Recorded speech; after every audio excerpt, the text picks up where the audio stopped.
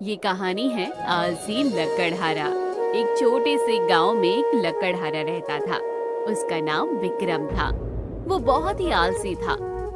वो हर दिन सुबह उठने में देरी करता था और फिर दिन भर आराम करता था। विक्रम के पास एक छोटा सा घर था जहाँ वो अपनी पत्नी निशा के साथ रहता था। निशा एक मेहनती महिला थी। वो घर का सारा काम खुद करती थी। वो विक्रम को हमेशा कहती थी कि वो अपना काम करे, लेकिन विक्रम कभी नहीं मानता था। एक दिन गांव के सरपंच ने विक्रम को बुलाया और कहा, विक्रम, तुम्हारी लकड़ी काटने की क्षमता बहुत अच्छी है, लेकिन तुम आलसी हो।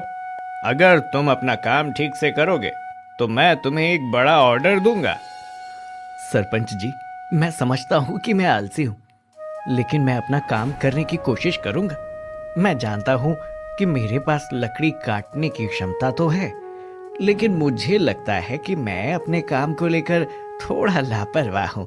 मैं अपने काम को लेकर ज्यादा गंभीर होने की कोशिश करूंगा और आपको आश्वस्त करता हूँ कि अपना काम ठीक से करूंगा। लेकिन जब विक्रम घर गया तो फिर से वो सो गया और उसने अपना काम नहीं किया। विक्रम, तुम फिर से सो रहे हो। तुम्हें अपना काम करना चाहिए। सरपंच ने तुम्हें एक बड़ा ऑर्डर देने का वादा किया है। निशा, मैं जानता हूँ कि मुझे अपना काम करना चाहिए, लेकिन मैं थोड़ा थक गया हूँ। मैं कल से अपना काम करना शुरू करूंगा। मैं वादा करता हूँ कि मैं अपना काम ठीक से करूंगा और मैं सरपंच को निराश नहीं करूंगा। लेकिन जब विक्रम उठा तो उसने देखा कि उसका ऑर्डर किसी और को दे दिया गया है। विक्रम को ये देखकर बहुत दुख हुआ। निशा, मैंने अपना काम नहीं किया और अब मेरा ऑर्डर किसी और को दे दिया गया है। क्या तुमने फिर से अपना काम नहीं किया? तुम्हें पता है कि हमें उस ऑर्डर की कितनी जरूरत थी? निशा, मैं माफी चाहता हूँ। इस बार मुझे माफ कर दो। मैं तुमसे वादा करता हूँ कि अगली बार अपना काम ठीक से करूंगा। तुम्हारी माफी स्वीकार नहीं है। तुम्हें अपने काम को लेकर ज्यादा गंभीर होना चाहिए था। तुम्हारा तो हर बार का यही नाटक है। जब देखो तब आलस में पड़े रहते हो। मैंने थोड़ी थोड़ी करके तो बचत करके रखी थी, अब तो वो भी खत्म होती जा रही है। निशा, मैं समझता हूँ कि तुम्हें मुझ पर गुस्सा आ रहा है। मैं तुमसे वादा करता हूँ कि मैं अपने काम को लेकर ज्यादा गंभीर होने की कोशिश करूंगा। तुम्हारे वादे अब मुझे नहीं चाहिए। मुझे तुम्हारे काम की जरूरत है। तुम्हें अपने काम को लेकर ज्यादा गंभीर होना चाहिए और अपने परिवार के भविष्य के बारे में सोचना चाहिए। विक्रम और निशा के बीच की बातचीत खत्म होती है और विक्रम अपने काम के लिए तैयार होने लगता है। वो अपने औजार इकट्ठा करता है और लकड़ी काटने के लिए निकल पड़ता है। विक्रम जंगल में पहुंचता है और लकड़ी काटना शुरू कर देता है। वो अपने काम में लगा रहता है और लकड़ी काटने की कोशिश करता है। वो कुछ देर तक लकड़ियाँ काटता है, लेकिन जल्द ही उसे नींद आने लगती है। काम करके बहुत थकान सी लग रही है। एक काम करता हूँ, थोड़ी देर के लिए सो जाता हूँ। थोड़ी देर सोने के बाद शरीर में थोड़ी चुस्ती आ जाएगी, फिर काम करूँगा। विक्रम एक पेड़ के नीचे जाकर लेट जाता है और जल्दी सो जाता है। वो अपने सपनों में खो जाता है और अपने काम के बारे में भूल जाता है। जब विक्रम की आँख खुलती है तो वो देखता है कि रात हो गई है। वो अपने आसपास देखता है और पाता है कि वो अकेला ही है। वो सोचता है कि मैं कितनी देर सोया हूँ और अब मेरा काम कैसे पूरा होगा। अरे, रात हो गई। मैं कितनी देर सोया हूँ। अब मेरा काम कैसे पूरा होगा। घर पर जाकर निशा को ये बताऊंगा तो वो मुझ पर बहुत गुस्सा करेगी। एक काम करता हूँ, थोड़ी सी लकड़ियाँ काट लेता हूँ तो निशा को थोड़ी संतुष्टि हो जाएगी। विक्रम जल्दी से उठता है और अपने औजार इकट्ठा करता है और सोचता है कि मैं अभी भी अपना काम पूरा कर सकता हूँ। वो लकड़ी काटने लगता है और अपने काम में लग जाता है। चलो, अब मैं जल्दी से थोड़ी सी लकड़ियाँ काट लेता हूँ। घर जाकर निशा को बताना होगा कि मैंने अपना काम पूरा कर लिया है। तभी उसे वहाँ भेड़िए की आवाज सुनाई देती है। वो वहीं रुक जाता है और आसपास अपने देखता है। अरे, यहाँ तो भेड़िए की आवाज आ रही है। लगता है रात होते ही जंगली जानवर इस तरफ आ रहे हैं। मुझे जल्दी से यहाँ से निकलना होगा, नहीं तो ये मुझे खा जाएंगे। विक्रम अपने औजार इकट्ठा करता है और वहाँ से जल्दी से निकलने की कोशिश करता है, लेकिन तभी उसे लगता है कि भेड़िए उसके पीछे आ रहे हैं। हे भगवान, लगता है भेड़िए मेरे ही पीछे आ रहे हैं। ये मुझे पकड़ लेंगे, मैं क्या करूं? मगर मैं इनके हाथ लग गया तो ये मुझे मार ही डालेंगे। विक्रम जल्दी से भागने लगता है, लेकिन भेड़िए उसके पीछे आने लगते हैं। वो अपने आसपास देखता है तो सामने उसे बहुत बड़ा पेड़ दिखाई देता है। अगर मैं इस पेड़ पर चढ़ गया तो शायद भेड़ियों से बच जाऊंगा, वरना ये भेड़िए तो आज मुझे कच्चा चबा डालेंगे। विक्रम पेड़ पर चढ़ने की कोशिश करता है, लेकिन उसके पैर फिसल जाते हैं और वो धड़ाम से जमीन पर जाकर गिरता है और देखता है कि एक खूंखार भेड़िया उसकी आंखों के सामने खड़ा है और उसकी ओर वो बढ़ रहा है। विक्रम की आंखें फटी की फटी रह जाती है। वो अपनी जान बचाने के लिए हाथ पैर मारने लगता है। वो भेड़िए से दूर जाने की कोशिश करता है, लेकिन उसके पैर जमीन पर फिसलने लगते हैं और वो आगे नहीं बढ़ पाता है। हाय हाय, मुझे बचाओ, ये भेड़िया मुझे मार डालेगा। कोई है, मुझे बचा लो वरना मुझे ये मार डालेगा। विक्रम की आवाज जंगल में गूंजती है, लेकिन उसकी मदद करने के लिए कोई नहीं आता। भेड़िया अपनी लाल चमकती आंखों से विक्रम को देखता है। लगता है अब मैं नहीं बच पाऊंगा, ये सब मेरी ही गलती है। अगर मैं आलस के चक्कर में दिन में नहीं सोता तो ऐसा कुछ होता ही नहीं। विक्रम भगवान का नाम लेकर डर के मारे आंख बंद करके वहीं बैठ जाता है, क्योंकि उसके पास अब कहीं जाने का रास्ता नहीं बचा था। भेड़िया घुर्राने लगता है और विक्रम को अपने पंजे में दबाने की कोशिश करता है। विक्रम अपनी जान बचाने के लिए भागने लगता है, लेकिन भेड़िया उसके पीछे आने लगता है। भेड़िए की कुर्राहट जंगल में गूंजती है। तभी एक आदमी ने भेड़िए की कुर्राहट सुनी, जो जंगल के पास से गुजर रहा था। वो आदमी विनोद नाम का एक अनुभवी शिकारी था। ये तो मुझे भेड़िए के गुर्राने की आवाज सुनाई देती है, लेकिन भेड़िया ऐसे तभी गुर्राता है जब वो किसी इंसान का शिकार करने वाला होता है। लगता है कोई मुसीबत में है, मुझे चलकर देखना चाहिए। विनोद ने अपनी बंदूक ली और जंगल में घुस गया। वो भेड़िए की आवाज की ओर बढ़ने लगा। तभी उसने विक्रम को देखा, जो भेड़िए से भाग रहा था। विनोद ने विक्रम को कहा, तुम यहाँ से भागो, मैं इस भेड़िए को मार दूंगा।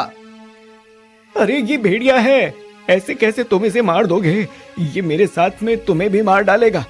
अरे तुम चिंता मत करो, मैं एक शिकारी हूँ और मेरे पास मेरी बंदूक है। तुम जल्दी से दूसरी तरफ भाग जाओ। विक्रम दूसरी ओर भागा। विनोद ने अपनी बंदूक से भेड़िए को निशाना बनाया। उसकी बंदूक के भीतर बहुत सारे पत्थर भरे थे। जैसे ही पत्थर भेड़िए को लगा, वो वहाँ से दूर भाग गया। विक्रम ने राहत की सांस ली और विनोद की ओर मुड़कर कहा, धन्यवाद, आपने तो मेरी जान बचाई। अगर आप आज सही समय पर नहीं आते तो ये भेड़िया तो मुझे मार ही डालता। कोई बात नहीं, ये मेरा कर्तव्य है। वैसे तुम ठीक तो हो ना? हाँ मैं ठीक हूँ, लेकिन मैं ये जानना चाहता हूँ कि आपकी बंदूक में पत्थर क्यों थे? आमतौर पर बंदूक के अंदर तो गोली होती है, लेकिन आपकी बंदूक के अंदर पत्थर, ये तो काफी विचित्र बात लगती है। ये बात थोड़ी विचित्र तो है, लेकिन मैंने अपनी बंदूक में पत्थर इसलिए भरे थे क्योंकि मैं जानता था कि भेड़िया बहुत खतरनाक हो सकता है। मैंने सोचा कि अगर मैं उसे गोली मारूंगा तो वो जान से मर जाएगा, और अपने हाथों से मैं किसी की जान नहीं लेना चाहता।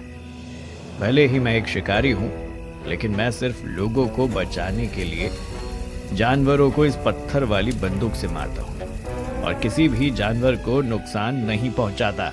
विक्रम ने विनोद की बुद्धिमत्ता की प्रशंसा की और कहा, आप तो वास्तव में अनुभवी शिकारी हैं, लेकिन आपको शिकारी कहना गलत होगा, क्योंकि शिकारी तो वो होता है जो जानवरों का शिकार करता है, लेकिन आप तो बस उन्हें डराकर भगा देते हो ताकि लोगों की रक्षा हो सके। आपसे मिलकर बहुत अच्छा लगा। अच्छा तो मुझे भी लगा, लेकिन आप इतनी रात को इस जंगल में क्या कर रहे हो, ये जानते हुए भी कि रात को जंगल कितना खतरनाक हो सकता है? इसके पीछे की भी अपनी कहानी है। अगर जीवन में कभी दोबारा मुलाकात हुई तो जरूर सुनाऊंगा, क्योंकि अगर अभी हम दोनों इस जंगल में थोड़ी और देर रहे तो न जाने कौन से जंगली जानवर से फिर से सामना हो जाए। विनोद और विक्रम दोनों अपने अपने घर के लिए निकल जाते हैं। विक्रम घर आकर निशा को कुछ नहीं बताता, लेकिन निशा को उसके चेहरे पर चिंता दिखाई देती है। क्या हुआ?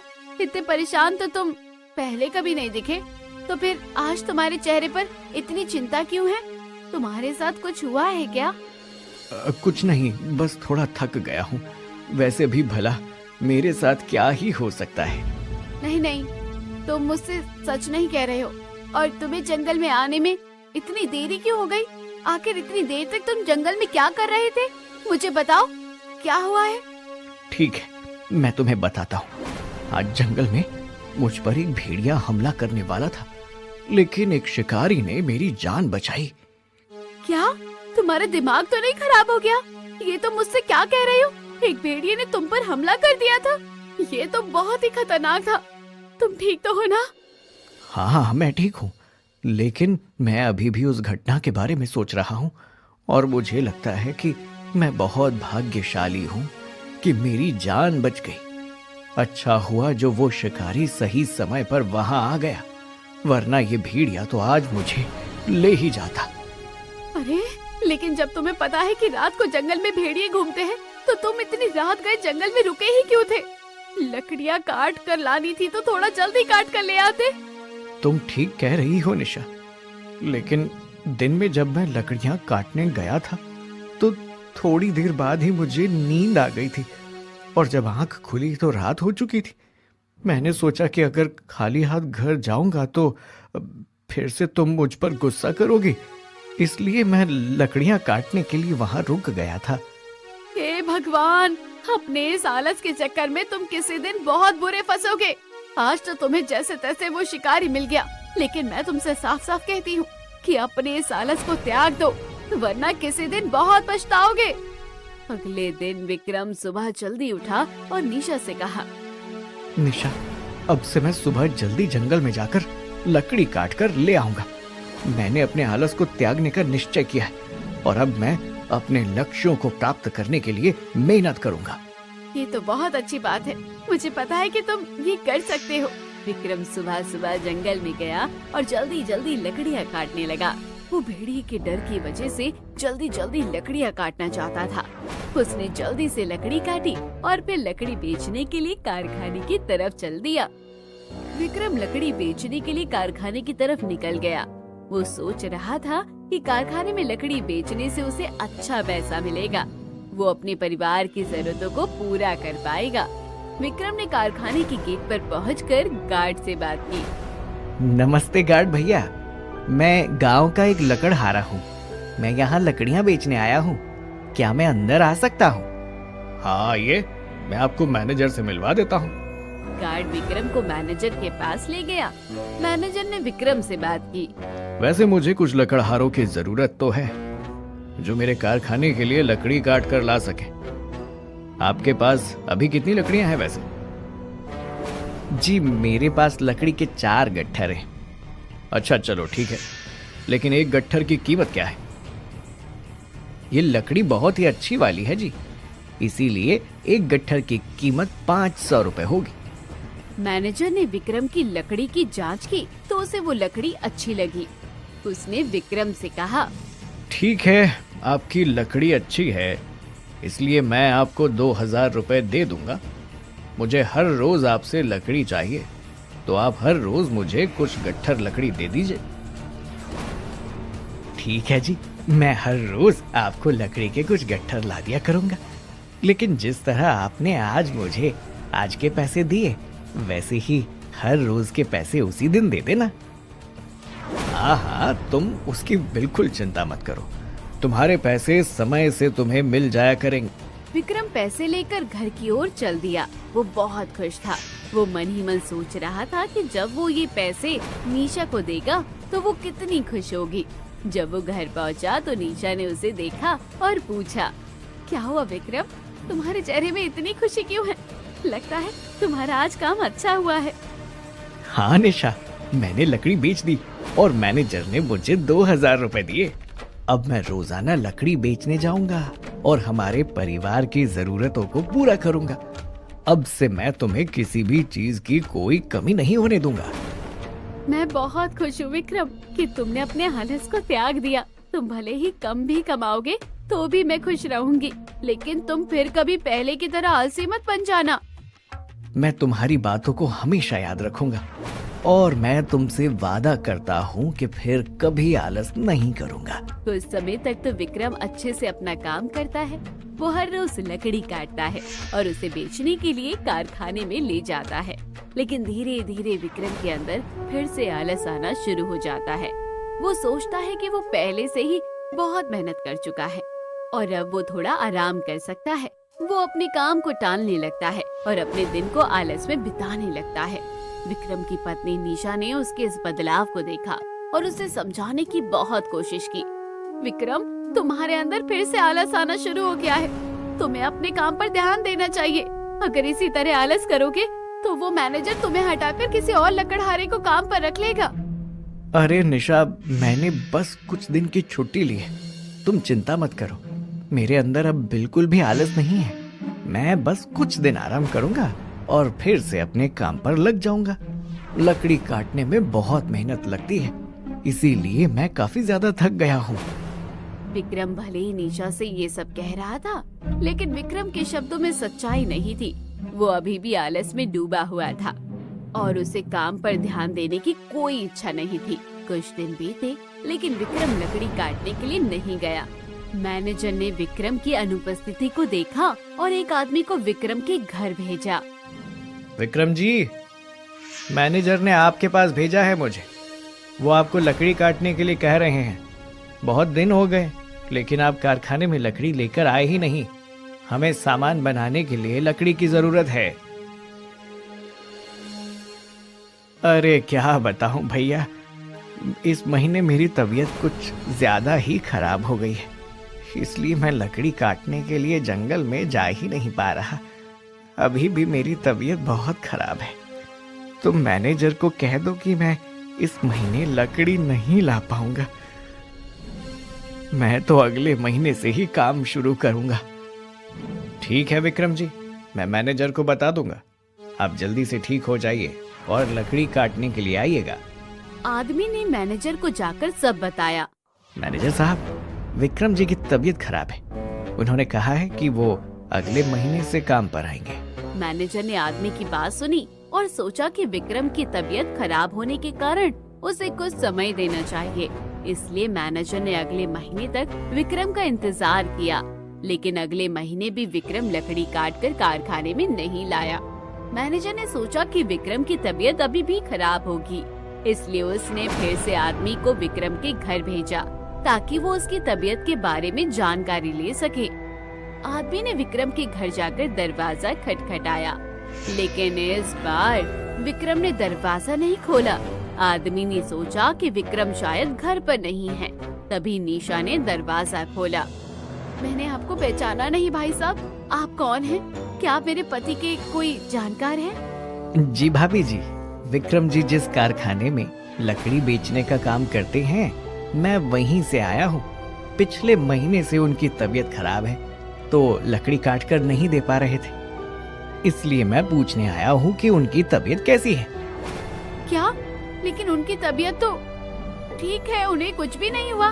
वो तो हर रोज जंगल में जाकर लकड़ियाँ काटने जाते हैं और कारखाने में बेचकर भी आते हैं। उन्होंने कहा कि मैनेजर साहब एक साथ 2 महीने की तनख्वाह देंगे। लगता है आपको कोई गलतफहमी हो गई है। नहीं नहीं भाभी जी, मुझे कोई गलतफहमी नहीं हुई। मैं पिछले महीने भी आपके घर आया था, तो विक्रम भाई साहब ने कहा था कि इस महीने मेरी तबीयत ठीक नहीं है और अगले महीने से काम शुरू करूंगा। लेकिन इस महीने भी वो लकड़ी लेकर नहीं आए, तो इसीलिए मुझे दोबारा आना पड़ा। अच्छा ठीक है, जब वो घर आएंगे तब मैं उनसे बात करूंगी, लेकिन इस बारे में आप मैनेजर को कुछ मत कहना। निशा को कुछ गड़बड़ लगती है, इसलिए वो खुद ही जंगल में पहुंच जाती है। लेकिन जंगल में तो खर्राटों की आवाज आ रही थी। वो आगे जाकर देखती है तो विक्रम गहरी नींद में खर्राटे लेकर सो रहा था। हे भगवान, इसका मतलब ये आदमी हर रोज यहाँ आकर सो जाता है और मुझे लग रहा था कि ये सुधर गया है। अभी बताती हूँ इसे। निशा उसके पास रखे पानी के जग से पानी उसके चेहरे पर डाल देती है, जिससे विक्रम एकदम से हड़बड़ा कर उठता है। अरे बाढ़ आ गई, बाढ़ आ गई, बाढ़ आ गई। अगर बाढ़ आ जाती तो तुम्हें कोई फर्क नहीं पड़ता, आलसी कहीं के। मैं तो यही सोचती थी कि तुम सुधर गए और अब अच्छी तरह अपना काम कर रहे हो, लेकिन जब वो आदमी घर पर आया तब मुझे पता चला कि तुम तो 1 महीने से कोई काम ही नहीं कर रहे हो। अब मैं तुम्हारे साथ नहीं रहूंगी जब तक तुम अपना आलस नहीं त्याग देते। मुझे मेरे मायके में लेने मत आना। क्या? निशा गुस्से में वहाँ से चली जाती है। निशा के जाने के बाद विक्रम सुधरने की कोशिश करता है। अगले दिन वो लकड़ी के गट्ठर लेकर कारखाने में पहुँचता है, लेकिन मैनेजर उसके बारे में सब कुछ जान चुका था, इसलिए उसे काम से निकाल देता है। उसके आलसीपन की खबर पूरे गांव में फैल चुकी थी, इसलिए उसे कहीं भी काम नहीं मिलता, कोई भी उससे लकड़ियां नहीं खरीदता। अपने आलस के कारण वो बिल्कुल अकेला पड़ जाता है। निशा को जब उसकी खबर मिलती है तो वो वापस आती है और उसके साथ मिलकर खुद लकड़ी के खिलौने बनाकर उसे देने लगती है। विक्रम अपना लकड़ी के खिलौने बेचने का काम करता है और फिर कभी आलस नहीं करता, क्योंकि उसे अपने आलस का अच्छा खासा परिणाम जो मिल चुका था। वो अपनी जिंदगी में मेहनत करता है और आलस को सदैव के लिए त्याग देता है। तो दोस्तों, कैसी लगी आपको ये कहानी? कमेंट करके जरूर बताइएगा और चैनल को अभी तक सब्सक्राइब नहीं किया है तो जरूर कर लीजिएगा। मिलते हैं अगली वीडियो में। ये कहानी है लालची ब्राह्मण। विजयनगर में रघुनाथ नाम का एक ब्राह्मण अपनी पत्नी सरला के साथ रहता था। कहने को तो वो ब्राह्मण था, लेकिन ब्राह्मण वाले गुण होने के साथ साथ उसमें एक ऐसा गुण था जो उसमें नहीं होना चाहिए था, वो भी लालच करने की आदत। वो हर चीज में बहुत ही ज्यादा लालच करता था, जिस वजह से उसकी पत्नी भी उससे बहुत परेशान थी। एक सुबह वो अपना झोला उठाकर गांव में भिक्षा मांगने गया। भिक्षाम देहि, भिक्षाम देहि। द्वार पर साधु खड़ा है माई, भिक्षा नहीं दोगी क्या? ब्राह्मण की आवाज सुनते ही एक औरत अपने घर से निकल कर आती है और ब्राह्मण को एक कटोरी आटा देने लगती है। ये आटा अच्छा वाला तो है ना बेटी? कहीं ब्राह्मण को देखकर सस्ते वाला आटा तो नहीं दे रही हो? अरे नहीं नहीं ब्राह्मण जी, ये वही आटा है जो हम खाते हैं, भला हम आपको खराब आटा क्यों देंगे? सब तुम जैसे भले नहीं होते बेटी, इसीलिए मैंने पूछा। जो लोग ऐसा करते हैं मैं तो उनसे भिक्षा लेने से ही मना कर देता हूँ। जिस द्वार पर ब्राह्मण भिक्षा लेने के लिए मना कर दे, उस द्वार से तो माता लक्ष्मी भी रुष्ट होकर चली जाती है। अच्छा साधु महाराज, और अगर आपको पता न चले कि किसी ने आपको भिक्षा में खराब आटा दिया है और आप वो भिक्षा ले लेते हैं, क्या तब भी लक्ष्मी माता उनके द्वार से रुष्ट होकर चली जाती है? बेटी, इस ब्राह्मण की आंखें भले ही बूढ़ी हो गई हो, लेकिन भगवान तो सब कुछ देखता है ना। आज तक जिसने भी मेरे साथ ऐसा करने की कोशिश की है, उन्हें कभी कोई फायदा नहीं हुआ, और जिसने सच्चे मन से मुझे भिक्षा दी है, उनके तो वारे न्यारे हो गए। उस औरत ने भी ब्राह्मण को सस्ते वाला आटा भिक्षा में दे दिया था, लेकिन जैसे ही वो ब्राह्मण की ये बात सुनती है, वैसे ही वो ब्राह्मण को वो आटा भिक्षा में नहीं देती। अरे इस आटे में तो चींटी गिर गई है ब्राह्मण देवता, आप रुकिए, मैं अभी आपके लिए दूसरा आटा लेकर आती हूँ। औरत जल्दी से अंदर जाकर अच्छे वाला आटा लेकर आती है और ब्राह्मण को वो भिक्षा में दे देती है। ब्राह्मण आटा लेकर आगे बढ़ता है। इन लोगों में जब तक डर ना फैलाया जाए, तब तक ये लोग एक ब्राह्मण को भी भिक्षा में अच्छा सामान नहीं देंगे।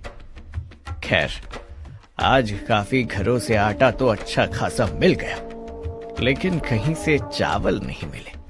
चावल का भी बंदोबस्त करना पड़ेगा। ब्राह्मण आगे बढ़ता है। एक बूढ़ी औरत उसे भिक्षा में आटा देने के लिए आती है। उस औरत का घर बहुत ही बड़ा और सुंदर था, जिसे देखकर पता लग रहा था कि वो बहुत ही अमीर है।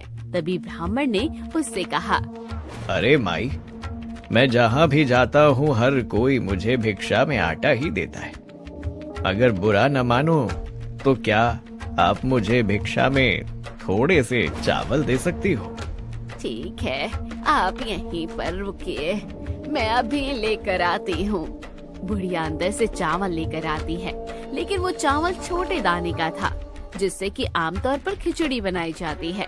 तभी उन चावलों को देखकर ब्राह्मण मन ही मन में सोचता है, ये चावल तो छोटे दाने के, इससे तो खिचड़ी बनाई जाती है, लेकिन मेरा तो आज सब्जियों वाला पुलाव खाने का मन है, इससे लंबे दाने वाला चावल मांगता हूं। माफ करना माई, लेकिन ब्राह्मण को देने के लिए क्या आपके घर में सिर्फ यही है? ब्राह्मण द्वार पर आया है तो कम से कम अच्छे वाले चावल तो दो। मुझे ये चावल नहीं चाहिए, मुझे बासमती चावल चाहिए। लेकिन ब्राह्मण देवता, मैंने तो सुना है कि ब्राह्मण को जो भिक्षा दी जाती है वो हमेशा उसे खुशी खुशी स्वीकार करता है, परंतु आप है कि आपकी तो फरमाइशें ही अलग है। यदि ऐसी बात है तो ठीक है, मैं यहाँ से चला जाता हूँ। एक ब्राह्मण द्वार से खाली हाथ जाए, इसका पाप मैं किसी को देना नहीं चाहता था, परंतु लगता है आप इस पाप की भागी स्वयं ही बनना चाहती है। ब्राह्मण जानबूझकर गुस्सा दिखाकर वहाँ से जाने लगता है, जिसे देखकर वो बूढ़ी स्त्री डर जाती है। तभी वो ब्राह्मण को रोकते हुए उसे अंदर से बासमती चावल ला कर देती है। ब्राह्मण वो सामान लेकर एक दुकान पर जाता है। जरा तोल कर तो बताओ, ये कितने किलो का आटा है? आटा तो पूरे 6 किलो है ब्राह्मण जी। अच्छा, एक काम करो, इसमें से 1 किलो आटा अलग निकाल दो और बाकी अपने पास रखकर उसके पैसे मुझे दे दो। और ये चावल कितने किलो है? लगभग 2.5 किलो होंगे। अच्छा, तो इसमें से बस आधा किलो चावल निकाल कर मुझे दे दो और बाकी अपने पास रखकर उसके पैसे मुझे दे दो। मुझे तो एक बात समझ नहीं आती ब्राह्मण जी, जब आपको इतनी भिक्षा की जरूरत ही नहीं होती तो आप लोगों से इतनी भिक्षा मांगते ही क्यों हैं? फिर सारे सामान को आकर मेरे पास बेच देते हैं।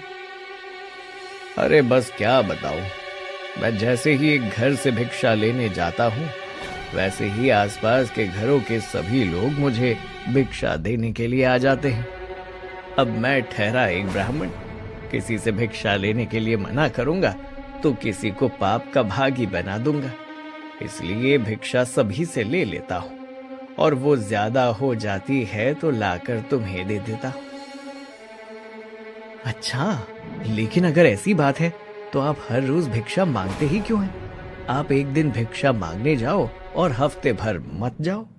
इससे आपको अपनी भिक्षा में मिला आटा और चावल मेरे पास बेचने के लिए नहीं आना पड़ेगा। अरे नहीं नहीं, ब्राह्मण को तो हर रोज भिक्षा मांगने के लिए जाना ही पड़ता है। खैर, तुम ये सब नहीं समझ पाओगे, तुम बस इस सामान के पैसे मुझे दे दो। मुझे अपने घर जाना है, मेरी पत्नी मेरा इंतजार कर रही होगी। दुकानदार ब्राह्मण को पैसे और जो थोड़ा सा सामान उसने रखवाया था वो उसे दे देता है और उन पैसों से आधा किलो पनीर, कुछ सब्जियां और अपने पसंद की कुछ मिठाइयाँ खरीद कर घर ले आता है। आज तो आपने आने में बहुत ही देर कर दी। भिक्षा मांगने के लिए गए थे या किसी नौकरी पर गए थे? अरे भिक्षा मांगना किसी नौकरी से कम है क्या? लोगों से अच्छी भिक्षा लेने के लिए भी तरह तरह के चितंबे करने पड़ते हैं। आज मेरा पुलाव के साथ पनीर की सब्जी खाने का मन था और मिठाई खाने का भी मन था, तो इसलिए ज्यादा भिक्षा इकट्ठी करनी जरूरी थी ताकि उसे बेचकर ये सब खरीद सकूं। क्या? ये आप क्या कह रहे हैं? आपकी इन आदतों से मैं परेशान हो चुकी हूँ। एक ब्राह्मण को इतना लालची होना शोभा नहीं देता। लोग आपको जितने मन से भिक्षा देते हैं, आपको वो ग्रहण करनी चाहिए। और यदि आपको अपनी इच्छाओं की पूर्ति करनी है तो उसके लिए हमें थोड़ा काम भी तो करना चाहिए ना। इस तरह लोगों से मिली भिक्षा बेचकर ये सब लेकर आना अच्छा नहीं है। अरे अब तुम हर रोज की तरह मुझे ज्ञान देना शुरू मत करो। मैं एक ब्राह्मण हूँ और मुझे हर चीज का भली भांति ज्ञान है और मैं जो कर रहा हूँ वो बिल्कुल उचित है। यदि मैं कुछ अनुचित कर रहा होता तो भगवान मुझे अब तक सजा दे चुके होते। तुम ये सब बातें छोड़ो और जल्दी से मेरे लिए गर्मा गर्म पुलाव और पनीर की सब्जी बना दो। ब्राह्मण की पत्नी जल्दी से टमाटर का तड़का लगाकर पनीर की सब्जी और पुलाव बनाकर तैयार कर देती है। ब्राह्मण का तो रोज का ही ऐसा करना था। वो हर रोज लोगों को डरा डरा कर उनसे ढेर सारी भिक्षा लेता और फिर उसे बेचकर स्वादिष्ट व्यंजनों का आनंद लेता। तभी एक दिन गांव का मुखिया उसके घर पर आया। अरे आइए आइए मुखिया जी, आज इस ब्राह्मण की कुटिया में कैसे आना हुआ आपका? रघुनाथ ब्राह्मण, आप तो जानते हैं कि अभी कुछ दिनों पहले ही गांव के मंदिर के पंडित जी का स्वर्गवास हो गया। वहीं पिछले 50 साल से गांव के मंदिर की जिम्मेदारी संभाले हुए थे, लेकिन उनके जाने के बाद कोई और सक्षम पंडित है ही नहीं जो मंदिर की जिम्मेदारी संभाल सके। इसलिए मैं आपके पास आया हूँ ताकि आप मंदिर में पंडित जी का स्थान ले सके।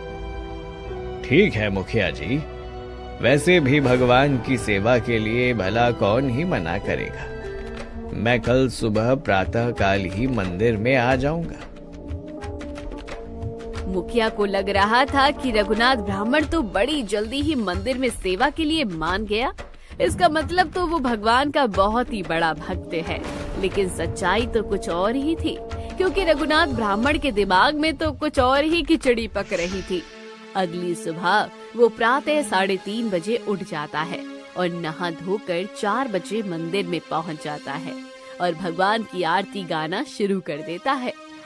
ओम जय जगदीश हरे, स्वामी जय जगदीश हरे, भक्त जनों के संकट, दास जनों के संकट, क्षण में दूर करे। ओम जय जगदीश हरे। रघुनाथ ब्राह्मण भगवान की आरती गा रहा था तो कुछ लोग जो सुबह सुबह मंदिर आते थे वो रघुनाथ के मुंह से भगवान की आरती सुन आत्म विभोर हो गए। वाह पंडित जी, आपकी मधुर वाणी में भगवान की आरती सुनकर तो मेरा दिल गद गद हो गया। आपके भीतर भगवान के लिए जो भक्त का भाव है वो अलग से ही दिखाई देता है पंडित जी। ये तो बस भगवान की कृपा है, ये सब कराने वाले तो वही हैं। ब्राह्मण का ध्यान भगवान की भक्ति से ज्यादा मंदिर के दान पेटी पर था। सुबह से जो भी भक्त मंदिर में आकर दान पेटी में दान डाल रहा था, रघुनाथ ब्राह्मण बस उसी दान को गिने जा रहा था। तभी शाम को एक भक्त मंदिर में आया। वो बड़ा ही परेशान लग रहा था। क्या बात है बेटा, बड़े ही परेशान लग रहे हो। तुम्हें देखकर तो ऐसा लग रहा है कि तुम्हारे जीवन में कोई समस्या आ गई है। आपने बिल्कुल ठीक कहा ब्राह्मण जी, मेरे जीवन में बहुत बड़ी समस्या आन पड़ी है। मेरी पत्नी हर समय मुझसे लड़ती रहती है और अब तो बात इतनी बढ़ गई है कि वो मुझसे तलाक लेना चाहती है। लेकिन मैं ऐसा नहीं चाहता। मुझे तो समझ नहीं आता कि मैं क्या करूं जिससे मेरा तलाक ना हो। विनोद की बात सुनकर रघुनाथ ब्राह्मण मन ही मन में सोचता है, ऐसे परेशान लोगों को बेवकूफ बनाना बड़ा ही आसान होता है। अगर इसे बेवकूफ बना दिया तो अच्छे खासे पैसे हाथ लग जाएंगे। अभी बात करता हूँ इससे। अरे बेटा, तुम इतने परेशान मत हो। तुम्हें तो पता है भगवान के घर हर चीज का समाधान मिल जाता है, तो तुम्हें अपनी समस्या का समाधान भी मिल ही जाएगा। मैं आज तक न जाने कितने लोगों की ऐसी समस्याएं सुलझा चुका हूँ, तो तुम्हारी भी सुलझा दूंगा। क्या आप सच कह रहे हो पंडित जी? आप लोगों की इस प्रकार की समस्याएं भी सच में सुलझा सकते हो? लेकिन आखिर आप ऐसा करते कैसे हो? अरे बेटा, एक ब्राह्मण भगवान की शक्ति से बहुत कुछ कर सकता है। तुमने सुना नहीं क्या? पहले के समय में जब ब्राह्मण यज्ञ करते थे तो उनसे राजा को संतान की प्राप्ति तक हो जाती थी। तो तुम्हें तो बस अपना तलाक रोकना है, वह तो बहुत ही आसानी से हो जाएगा। उसके लिए बस हमें एक बड़ा हवन करना होगा। अच्छा, अगर ऐसी बात है तो मैं भी हवन करवाऊंगा। बस आप किसी तरह से मेरा तलाक होने से बचा दीजिए। आप जो बोलेंगे मैं वही करूँगा। वो आदमी रघुनाथ ब्राह्मण को बड़ा ही मजबूर दिखाई दे रहा था, इसलिए रघुनाथ ने उसकी मजबूरी का फायदा उठाने के बारे में सोचा। वो उस आदमी से बोला, ठीक है बेटा, मैं तुम्हारे और तुम्हारी पत्नी के तलाक को रोकने के लिए हवन करूंगा, लेकिन उसके लिए तुम्हें 21,000 रुपए देने पड़ेंगे, क्योंकि वो हवन बड़ा होगा। मुझे उस हवन में कुछ और ब्राह्मणों को भी सम्मिलित करना होगा, और हवन में जितने भी ब्राह्मण सम्मिलित होंगे मुझे उन सब को उनकी दक्षिणा देनी होगी। ठीक है पंडित जी, मैं कल सुबह ही आपके सारे पैसे लाकर दे दूंगा, लेकिन आप हवन जल्द से जल्द करवा देना। वो आदमी ब्राह्मण पर भरोसा कर लेता है। उसके जाने के बाद ब्राह्मण रघुनाथ खूब हंसता है और दान पेटी में दिन भर में जितना भी दान आया था उसमें से वो दान के आधे पैसे लेकर चला जाता है। जब वो घर पहुंचता है तो उन पैसों को अलमारी में रखता है, लेकिन उसकी पत्नी उसे ऐसा करते हुए देख लेती है। अरे रुकिए जरा, आप ये अलमारी में कौन से पैसे रख रहे हैं? कहीं आपने ये पैसे दान पेटी से तो नहीं चुराए? अरे इसमें पैसे चुराने वाली क्या बात है? मैं मंदिर का ब्राह्मण हूँ, तो मंदिर में जो भी पैसे आते हैं उन पर मेरा भी तो अधिकार है। मैं समझती हूँ कि ब्राह्मण का अधिकार होता है, परंतु इतना नहीं। ब्राह्मण को केवल उतना ही लेना चाहिए जितनी उसकी जरूरत हो, लेकिन आप तो मंदिर से हजारों रुपए चुरा कर ले आए हैं। एक ब्राह्मण होकर अपने सर पर इतना पाप भी मत लगाइए कि कल को आप उसका भुगतान भी न कर पाओ। मुझे तो समझ नहीं आता कि आखिर तुम्हें मुझसे क्या दिक्कत होती है। जब देखो तब यही सब करती रहती हो। आखिर ये सब सिर्फ अपने लिए थोड़ी ना करता हूँ, मैं तुम्हें भी एक अच्छी जिंदगी देना चाहता हूँ, इसीलिए तो ये सब कर रहा हूँ। आप अपने साथ साथ मुझे भी अपने पाप के भागी मत बनाओ। मुझे ऐसी दौलत शौहरत नहीं चाहिए। मैं ब्राह्मण की पत्नी हूँ और अपने सादे जीवन से बहुत खुश हूँ। कृपा करके आप अपने आप को सुधार लीजिए, वरना भगवान के सामने शर्मिंदा होने के अलावा और कोई चारा नहीं बचेगा। रघुनाथ ब्राह्मण की पत्नी सरला उसे बहुत समझाती है। उसे उसका ये लालच बिल्कुल भी पसंद नहीं था, लेकिन रघुनाथ ब्राह्मण किसी के सुनने वाला कहाँ था। अगले दिन वो आदमी विनोद उसे हवन के पैसे देने के लिए आया। ब्राह्मण जी, मैं पैसे ले आया, लेकिन आप वो हवन कब करेंगे?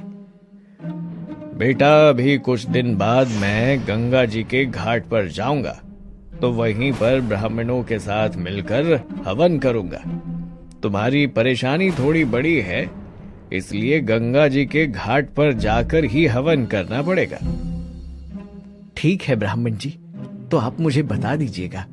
जब भी हवन होगा तो मैं भी आपके साथ चल पड़ूंगा।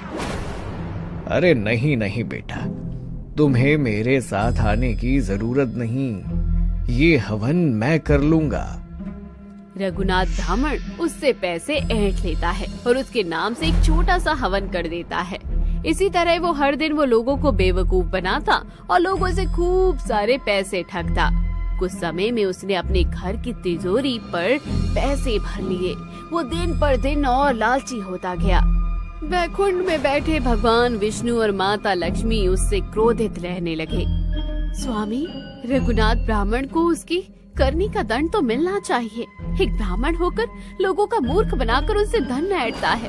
हर रोज मंदिर की दान पेटी से धन चुरा रहा है। क्या आपको नहीं लगता कि रघुनाथ ब्राह्मण को दंड देना आवश्यक हो गया है? रघुनाथ ब्राह्मण को दंड देना आवश्यक तो हो गया है, परंतु अभी उसके पाप का घड़ा भरा नहीं है। मैं उसे एक और अवसर देना चाहता हूँ, परंतु उसने यदि इस बार भी अपने लालच के कारण कुछ गलत किया तो उसे इसका भुगतान करना ही पड़ेगा। यहाँ माता लक्ष्मी और भगवान विष्णु रघुनाथ ब्राह्मण पर क्रोधित थे और वहाँ रघुनाथ ब्राह्मण की पत्नी भी उसके लिए चिंतित थी। मुझे पता नहीं क्यों लग रहा है कि इनके लालच के कारण इनके साथ कुछ बहुत बड़ा होने वाला है। हे भगवान, इन्हें जरा सद्बुद्धि दो। ये अपने लालच को त्याग दे और अपने ब्राह्मण होने का कर्तव्य अच्छी तरह से निभाए। रघुनाथ ब्राह्मण अपनी पत्नी की बात सुनता है और उसकी बात को हंसी में टालते हुए वहाँ से मंदिर चला जाता है। वो मंदिर में भगवान की आरती कर रहा था, तभी एक बहुत बड़ा व्यापारी मंदिर में आता है। ब्राह्मण जी, मैं भगवान के लिए ये हार लेकर आया हूँ। भगवान ने मुझे आदेश दिया था कि ये हार बनवाया जाए। आप भगवान को ये पहना दीजिए। वो हार देखकर रघुनाथ ब्राह्मण की आंखों में चमक आ जाती है, क्योंकि वो असली हीरो और सोने से बना हुआ हार था, जिसकी कीमत बहुत ही ज्यादा थी। रघुनाथ ब्राह्मण के मन में बहुत ज्यादा लालच आता है और वो मन ही मन सोचता है, अगर मैं इस हार को चुरा कर बेच दूं, तो मुझे इतने पैसे मिल जाएंगे कि फिर कभी मुझे जीवन में भिक्षा मांगने और मंदिर में सेवा करने की जरूरत ही नहीं पड़ेगी। लेकिन अगर मंदिर से इस हार को गायब कर दिया तो इस व्यापारी को मुझ पर शक हो जाएगा और फिर मैं पकड़ा भी जा सकता हूँ। मुझे इसे चुराने के लिए कुछ और तरकीब निकालनी पड़ेगी। व्यापारी के जाने के बाद रघुनाथ ब्राह्मण उस हार का एक चित्र बना लेता है और अगले दिन शहर के बाजार से उसे ढूंढकर बिल्कुल वैसा ही हार ले आता है। वो नकली हार को भगवान को पहना देता है और असली हार को लेकर अपने घर आ जाता है। वो बहुत ज्यादा घबराया हुआ था और अपना सारा सामान समेट रहा था। अरे आप घबरा क्यों रहे हो और अपना सारा सामान क्यों समेट रहे हो? कुछ हो गया क्या? अभी तक तो कुछ नहीं हुआ है, लेकिन मैं कुछ होने का इंतजार नहीं कर सकता। मैंने मंदिर से भगवान का ये हार चुराया है और उन्हें नकली हार पहना दिया है। ये असली हीरो और सोने का बना है। इसे तो बेचकर मैं शहर में एक अच्छी जिंदगी बिताऊंगा और मुझे जिंदगी में फिर कभी काम करने की जरूरत नहीं पड़ेगी। लेकिन इससे पहले कि गांव वालों को या उस व्यापारी को इस बारे में कुछ पता चले, हमें यहाँ से भागना होगा। हम यहाँ से किसी एक ऐसे शहर में चले जाएंगे जिसके बारे में गांव वालों को पता ही ना चले। हे भगवान, आप कैसे इतने गिर सकते हो? किसी भक्त ने भगवान को हार भेंट किया तो आप उसे भी चुरा कर ले आए। अरे हर रोज मंदिर की दान पेटी से चोरी करके कम थे क्या जो कम पाप करते थे, जो अब इस पाप को भी अपने माथे पर मढ़ लाए हो? आप अभी के अभी जाकर इस हार को भगवान को पहनाइए। मैं आपके साथ कहीं भी नहीं भागूंगी। देखो सरला, बेवकूफी मत करो। मैं ऐसा कुछ भी नहीं करने वाला हूँ। मैं बहुत जोखिम लेकर इसे चुरा कर लाया हूँ। वापस नहीं जाऊंगा। और वैसे भी भगवान की मूर्ति पर इस हार को चढ़ाने का क्या मतलब है? भगवान तो वैसे भी इसका इस्तेमाल नहीं करने वाले, और कम से कम ये हमारे काम ही आएगा तो हमारा जीवन अच्छा हो जाएगा। रघुनाथ ब्राह्मण की पत्नी उसे समझाने की बहुत कोशिश करती है, लेकिन उसे उसकी बात समझ नहीं आती। वो सारा सामान बांधकर अपनी पत्नी को लेकर वहाँ से भाग जाता है। वो उस हार को शहर में बेच देता है और शहर में अपना बहुत बड़ा घर बना लेता है। देखो, अगर उस दिन तुमने मेरी बात नहीं मानी होती तो आज की इतनी अच्छी जिंदगी नहीं जी रही होती। अगर मैंने कुछ गलत किया होता तो भगवान अब तक मुझे मेरी सजा दे ही चुके होते। आपको क्या लगता है कि आपको आपके किए की सजा नहीं मिलेगी? आपको आपके किए की सजा जरूर मिलेगी। मैं बस इसलिए हर समय चिंतित रहती हूँ कि जब आपको आपके किए की सजा मिलेगी तो मेरा क्या होगा? तुमने फिर से अपनी ये फालतू बातें शुरू कर दी। तुम रहने दो, मुझे जरा बाहर किसी काम से जाना है। जब तक मैं घर लौटता हूँ तब तक तुम मेरे लिए खाना बनाकर तैयार रखना। रघुनाथ ब्राह्मण किसी काम के लिए घर से बाहर जाता है। वो रास्ते में मंदिर के सामने से गुजर रहा था, तभी उसका ध्यान मंदिर में भगवान की तस्वीर पर पड़ता है, जो उसे बहुत गुस्से में दिखाई दे रहे थे। तभी सामने से एक ट्रक आता है और रघुनाथ ब्राह्मण का एक्सीडेंट हो जाता है। एक्सीडेंट होते ही वो उसमें मर जाता है। उसने ब्राह्मण होकर अपने जीवन में इतने पाप किए, चंद पैसों के लिए लोगों की श्रद्धा के साथ खिलवाड़ किया, जिसकी सजा तो उसे मिलनी ही थी। उसकी पत्नी को जब ये सब पता चलता है तो वो बहुत रोती है, क्योंकि वो जानती थी एक ना एक दिन ऐसा जरूर होगा। रघुनाथ ब्राह्मण के चले जाने के बाद वो उस घर को छोड़ देती है और रघुनाथ ब्राह्मण के पापों का प्रायश्चित करने के लिए आजीवन के लिए संन्यास लेकर केवल भगवान की भक्ति में लीन हो जाती है। तो दोस्तों, कहानी कैसी लगी कमेंट बॉक्स में जरूर बताइए और चैनल को अभी तक सब्सक्राइब नहीं किया है तो जरूर कर लीजिए।